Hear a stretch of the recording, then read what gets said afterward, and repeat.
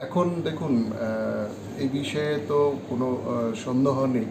একসময় আমরা এই পূর্বাশার যে গ্রাউন্ড, এই পূর্বাশার গ্রাউন্ড বিগত সরকারের আমলে আমরা দেখেছি যে পুরো জঙ্গলে পরিপূর্ণ হয়ে গেছিল।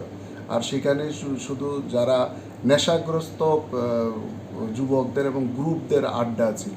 একটা বলতে পারেন যে একটা যারা সমাজ বিরোধীদের আখড়ায় এটা পরিণত হয়েছিল, যেটাকে আমাদের রাজ্যের যারা আর্টিজেন আছেন, উইভার যারা আছেন, কারিগর শিল্পীরা যারা আছেন, তাদেরকে প্রমোট করার জন্য, তাদের তৈরি সামগ্রী প্রমোট করার জন্য উদ্দেশ্য নিয়ে এই পূর্বাশাকে তৈরি করা হয়েছিল, তার গ্রাউন্ড তৈরি করা হয়েছিল।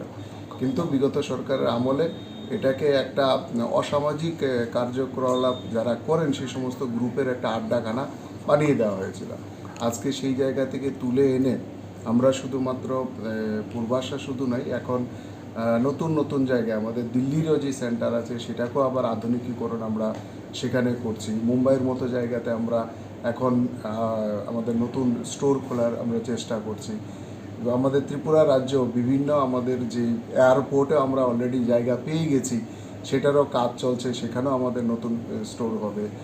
রেলওয়ে স্টেশন এবং যতগুলো ট্যুরিস্ট প্লেস আছে সমগ্র জায়গায় আমরা নতুন নতুন আমাদের এই ধরনের স্টোর আমরা খোলার চেষ্টা করছি, যাতে এবং শুধু রাজ্য না, রাজ্যের বাইরেও আমাদের মেইন শহর যেগুলো আছে, যাতে আমাদের যারা শিল্পীরা আছেন, আর্টিজেনরা যারা আছেন, তাদের তৈরি সামগ্রী যাতে আমরা সারা ভারতবর্ষ নয়, সারা বিশ্বের দরবারে তুলে ধরতে পারি। অনলাইনের মাধ্যমেও এখন আমরা নিত্য নতুন কীভাবে যে অনলাইন মার্কেটিং এগুলো করা যায়, সেগুলো আমরা নতুন নতুন পথ আমরা খোলার চেষ্টা করছি।